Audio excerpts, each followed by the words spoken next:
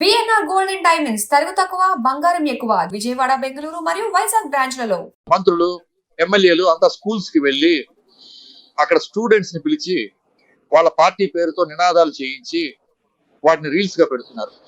వాళ్ళ ఎమ్మెల్యేల మీద వాళ్ళ పార్టీ వాళ్ళే ఇప్పటి వరకు ఎన్నో రకాల ఆరోపణలు చేశారు. లైంగిక ఆరోపణలు వచ్చిన ఇప్పటి వరకు ఎలాంటి చర్యలు తీసుకోలేదు. ఈ గవర్నమెంట్, మన ముఖ్యమంత్రి గారు అన్నిటికీ డైవర్షన్ టాక్టిక్స్ వాడుతున్నారు.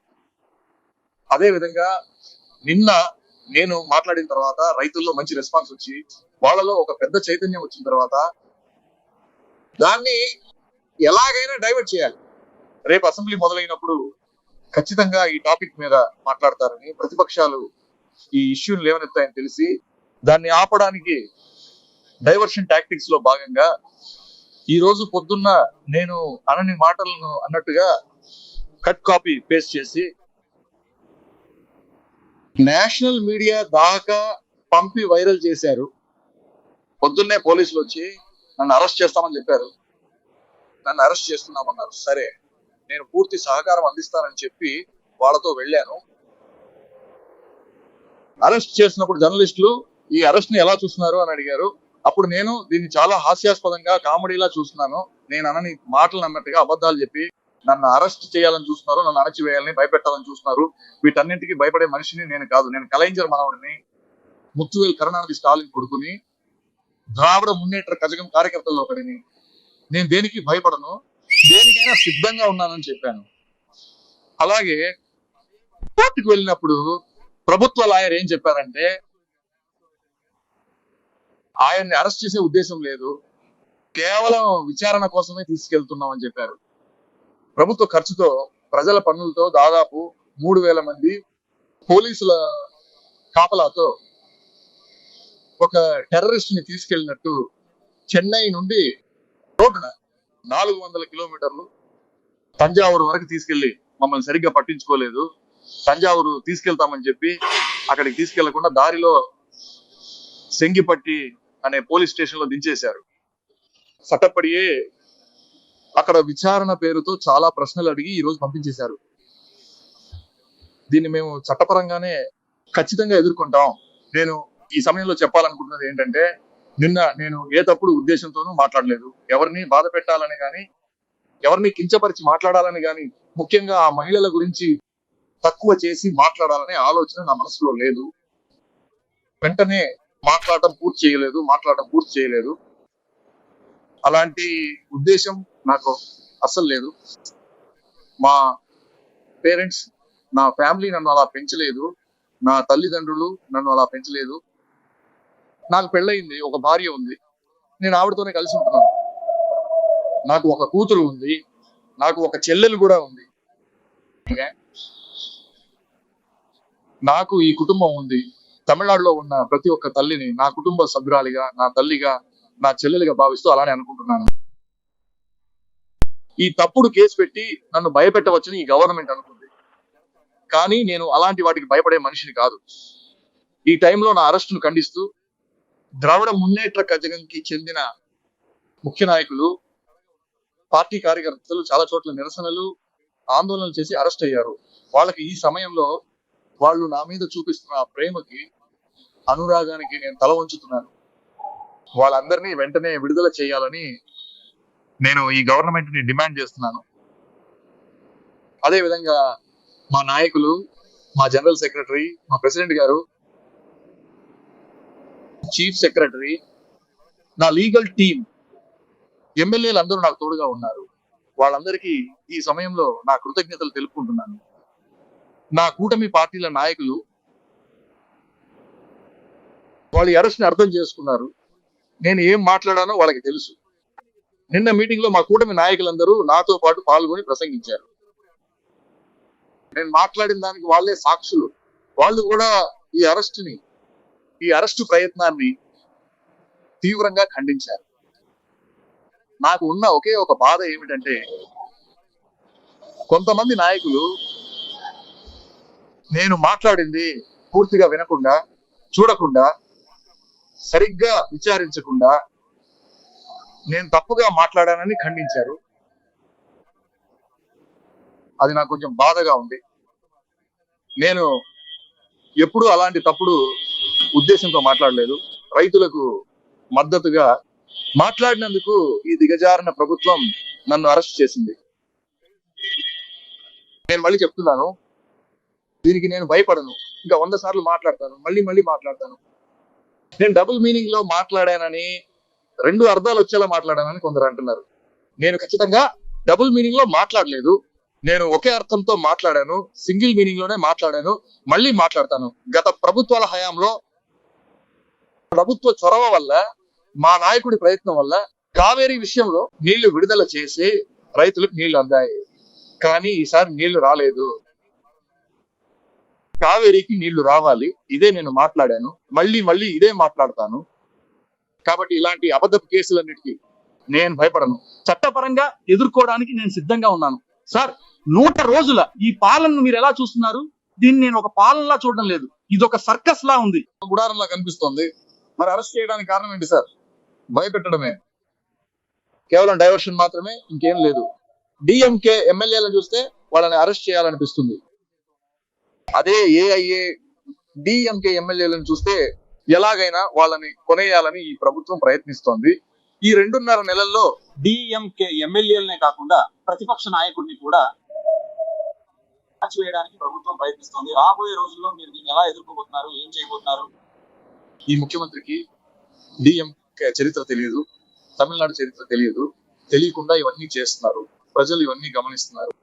ప్రజలు దీనికి జవాబు చెప్పాల్సిన టైంలో ఖచ్చితంగా చెప్తారు. మీ వ్యూహం ఏంటి సార్? డిఎంకే వ్యూహం ఏంటి?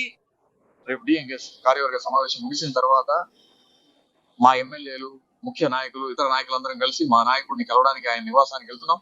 మా నాయకుడు మాకు తగిన సలహాలు ఇస్తారు. ధన్యవాదాలు.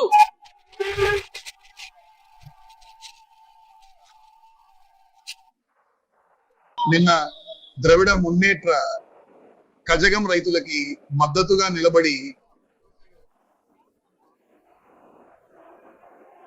ఒక నిరసన కార్యక్రమాన్ని చేపట్టింది.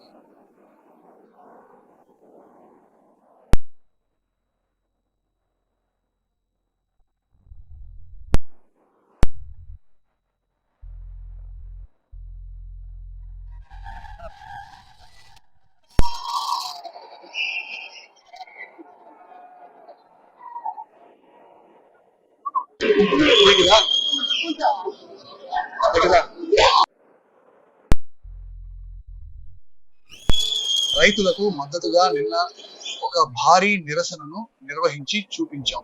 ఇది మా నాయకుడి ఆదేశం. నేను మాట్లాడతాను.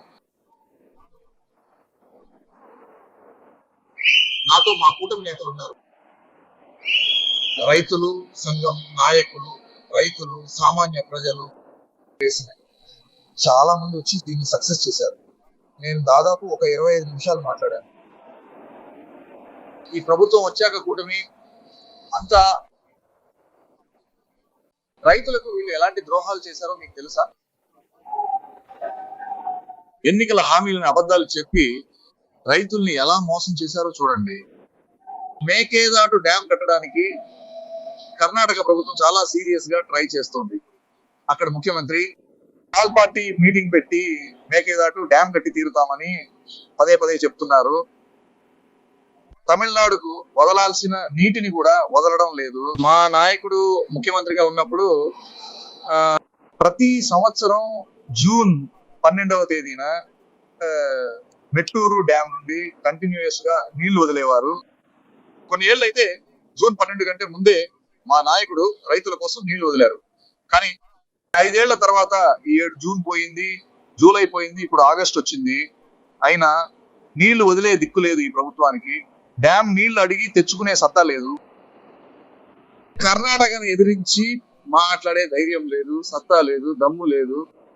కాబట్టి ముఖ్యమంత్రి వీటన్నిటికీ సమాధానం చెప్పాలి. అసెంబ్లీలో చెప్పాను, ఒక ఇన్సిడెంట్ జరిగింది. జర్నలిస్టులు ఎవరు మర్చిపోయి ఉండరు, తమిళనాడు ప్రజలు కూడా మర్చిపోయి ఉండరు.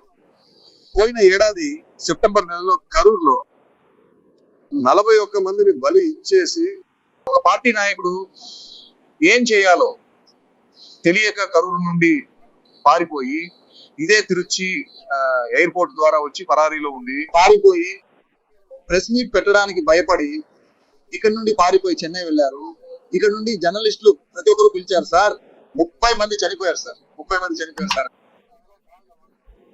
కానీ అవేమి పట్టించుకోకుండా ఒక పారిపోయే ముఖ్యమంత్రి తమిళనాడుకు వచ్చారు.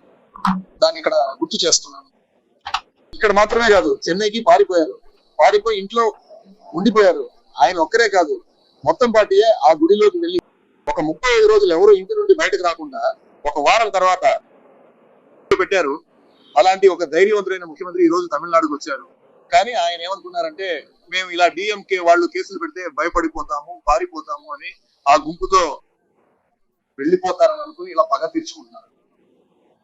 కాదు, ఎప్పుడు ప్రజలను మీడియాను కలుస్తూనే ఉంటాం. డిఎంకే ఎప్పుడు భయపడలేదు, ఎప్పుడు ప్రజలతోనే ఉంటాం. ధన్యవాదాలు.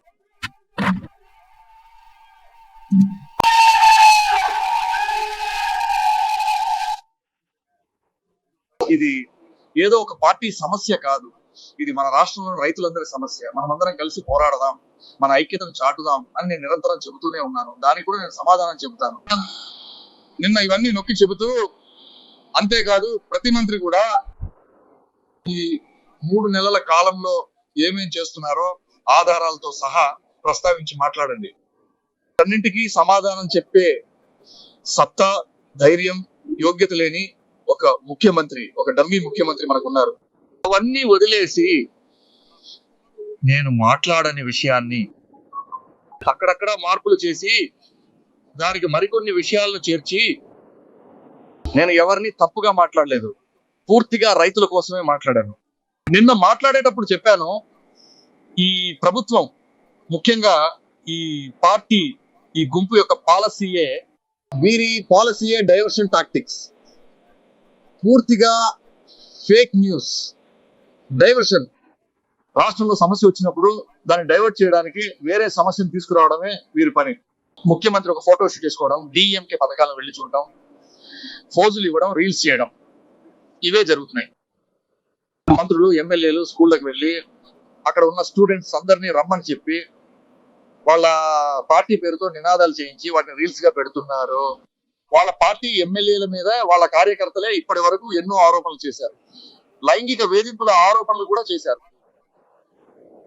వాటిపై ఇప్పటి వరకు ఎలాంటి చర్యలు తీసుకోలేదు. ఈ ప్రభుత్వం, ఈ ముఖ్యమంత్రి ప్రతిదానికి ఒక డైవర్షన్ టాక్టిక్ వాడుతున్నారు. అలాగే నిన్న నేను మాట్లాడిన తర్వాత